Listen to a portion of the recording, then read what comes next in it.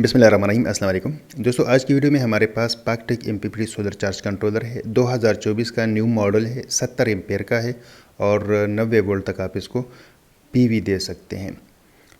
माशाल्लाह अच्छे अंदाज में एक खूबसूरत मॉडल उन्होंने बनाया हुआ है। कुछ हमारी सजेशंस थी, कुछ कस्टमर का फीडबैक था जो हमने उनको बताया और उन्होंने उस पर अमल किया और एक अच्छे अंदाज में उन्होंने ये एमपीपीटी चार्ज कंट्रोलर बनाया है। इससे कुछ चीज़ें हैं जो कि पहले वाले मॉडल में नहीं थी, वो इसमें ऐड की गई हैं, जिससे सेटिंग में भी आसानी है।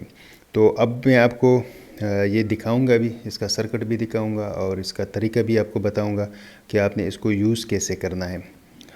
असल में काफ़ी सारे ऐसे दोस्त हैं जिनको आइडिया नहीं होता। दो तरह के कंट्रोलर होते हैं हमारे पास। एक में ये बटन लगा हुआ होता है सिलेक्शन वाला 12-24 वाला, और दूसरे में बटन नहीं लगा हुआ होता। तो आपने ये ख्याल करना है कि जिसमें बटन लगा हुआ है उसको आपने सिर्फ सोलर के साथ पहले कनेक्ट करना है, और जिसमें बटन नहीं है तो आपने पहले बैटरीज़ को कनेक्ट करना है ताकि वो सेंस कर सके कि मैंने 12 वोल्ट पे चलना है या 24 वोल्ट पे। इसमें यहाँ 12-24 का बटन है और ये वेरिएबल लगाया गया है बैटरी के कट ऑफ वोल्टेज की एडजस्टमेंट के लिए, जो कि इसमें पहले नहीं लगा हुआ था।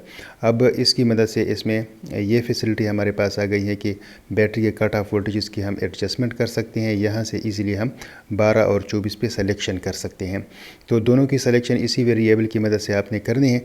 अगर आप 12 वोल्ट की सिलेक्शन कर लेते हैं तो बैटरी को आप 13.8 पे छोड़ते हैं या आप 14 पे लेके जाते हैं। इसी तरह अगर आप 24 वोल्ट पे इसको यूज़ करना चाहें तो आप 28 से लेके 30 वोल्ट तक इसकी सिलेक्शन कर सकते हैं। अब एक बारीक स्क्रू ड्राइवर आपके पास होना चाहिए। आप 13.9 की तरफ देखें, अभी ये बढ़ रहे हैं। जब आप इसको क्लॉकवाइज रोटेट करेंगे तो वोल्टेजेस बढ़ेंगे।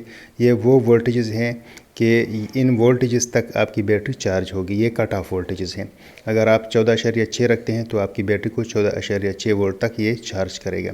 अगर आप सिलेक्शन चेंज कर लेते हैं, इसको 24 वोल्ट पे करते हैं, तो यहाँ पे आपके सामने 30 वोल्ट शो हो रहे हैं। इन 30 वोल्टेजेस की भी आप सेटिंग कर सकते हैं। आपने 28 पे रखना है या आपने 30 पे ही रखना है, तो ये आप अपनी चॉइस है। ये जो वेरिएबल है पहले ये सर्किट के अंदर लगा हुआ होता था और इसके लिए काफ़ी मेहनत करनी पड़ती थी। तो अक्सर लोग जब इसका ऊपर वाला ढकना उतारते थे तो फिर अंदर से तारें निकल जाती थी एलसीडी की, तो वो ख़राब हो जाती थी। इसमें एक ये एडिशनल पॉइंट बना हुआ है, यहाँ से आप डीसी वोल्टेजेस भी ले सकते हैं। अगर आप 12 वोल्ट का सेटअप यूज़ कर रहे हैं तो आप यहाँ से 12 वोल्ट ले सकते हैं।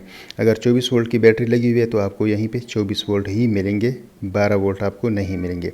अब हमने लोड चलाना है। ये मेरे पास बेस्टिक कंपनी का एक मॉडिफाइड साइन वेव 500 वाट का इन्वर्टर है। ये रॉड मैंने इससे ऑन किया हुआ है और इन्वर्टर को मैंने बैटरी के साथ कनेक्ट किया है। बैटरी के साथ ये एमपीपीटी भी कनेक्टेड है। एलईडी शो कर रहा है कि सोलर पैनल भी कनेक्टेड हैं। 12.4 वोल्ट बैटरी के हैं और 20 एम्पेयर की मदद से बैटरी चार्ज हो रही है। अब हमारे पास सोलर पैनल इस वक्त अवेलेबल नहीं है तो मैंने सप्लाई लगाई है। ये 5.9 एम्पेयर सप्लाई की तरफ से, यूँ समझ लें कि ये 400 वाट का सोलर पैनल है, तो ये 5.9 एम्पेयर इस सोलर पैनल की तरफ से कंट्रोलर को मिल रहे हैं और कंट्रोलर हमें 20 एम्पेयर से बैटरी को चार्ज कर रहा है। तो इस सप्लाई के जो वोल्टेजेस हैं वो 50 वोल्ट तक हैं।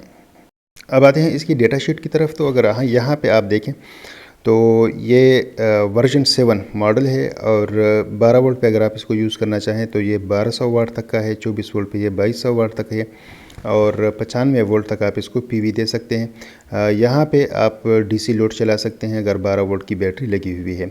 तो एक बेहतरीन मॉडल है। एक इसमें कूलिंग फ़ैन लगा हुआ है। इसमें हाइब्रिड भी आते हैं, नॉन हाइब्रिड भी है। ये जो मॉडल है ये नॉन हाइब्रिड है।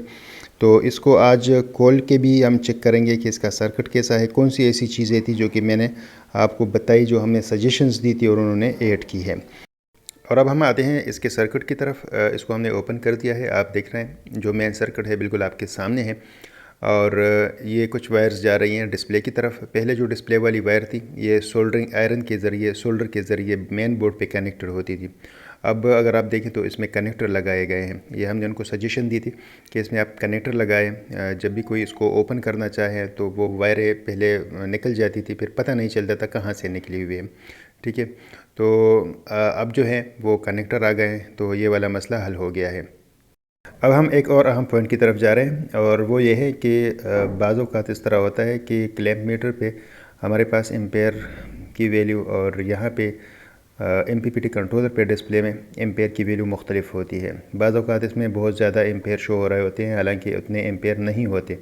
उस चीज़ को सेट करने के लिए फिर आपने इसको ओपन करना है, क्लैंप मीटर आपने लगाना है। अब ये एम्पेयर जो हैं 20 एम्पेयर बैटरी की तरफ जा रहे हैं, लेकिन यहाँ पे अगर आप MPPT पे देखें तो ये यहाँ पे कोई 28 एम्पेयर शो हो रहे हैं। ठीक है, इस चीज़ को आपने एडजस्ट करना है ताकि आपको एक सही वैल्यू देखने को मिले। तो आपने इसको ये एंटी क्लॉकवाइज रोटेट करना है। अगर ये ज़्यादा है तो आपने इस तरह से इसको कम कर देना है। तो आपने उस वक्त तक इसको रोटेट करना है जब तक इस दोनों की वैल्यू बराबर नहीं हो जाती। तो इसी तरह आपने अगर वोल्टेजेस की सेटिंग करनी है तो भी वो आप इस डिस्प्ले में मौजूद वेरिएबल रजिस्टर की मदद से करेंगे। तो ये एक आसान तरीका है, आपके पास एक बारीक स्क्रू ड्राइवर होना चाहिए जिसकी मदद से आप ये काम इजीली कर सकते हैं। तो अब आप देख रहे हैं कि 23 एम्पेयर पे ये बात आ गई है और आहिस्ता आहिस्ता हम इसको कम करते जा रहे हैं और ये तकरीबन हो गया है बराबर। ठीक है, अब आप देख रहे हैं कि जो हमारे पास अभी एम्पेयर शो हो रहे हैं वो 21 एम्पेयर तकरीबन हो रहे हैं और 21 एम्पेयर इसकी तरफ जा रहे हैं। दोस्तों ये वाला जो मॉडल हमारे पास अवेलेबल है, आप अगर ऑर्डर करना चाहें तो कैश ऑन डिलीवरी पे ये आपको पूरे पाकिस्तान में मिल सकता है। इसकी जो कैश ऑन डिलीवरी प्राइस है वो 8,500 है, यानी इसमें डिलीवरी चार्जेस भी शामिल हैं और इसकी प्राइस भी इसमें शामिल है। अगर आप ऑर्डर करना चाहें तो दिए गए नंबर पे आप कांटेक्ट कर सकते हैं, अपना उनको एड्रेस लिखवा दें और कैश ऑन डिलीवरी से पहले आपको 1000 रुपये इस मद में जमा करने होंगे ताकि हमें ये गारंटी हो कि ये जो बंदा आर्डर हमें दे रहा है ये सीरियस है। बाज़ औक़ात हम पार्सल भेज देते हैं लेकिन जो कस्टमर होता है वो उस चीज़ को सीरियस नहीं लेता और अक्सर इस तरह होता है कि वो फिर उसको रिसीव नहीं करता या कॉल अटेंड नहीं करता, तो वो चीज़ वापस हमारे पास आ जाती है।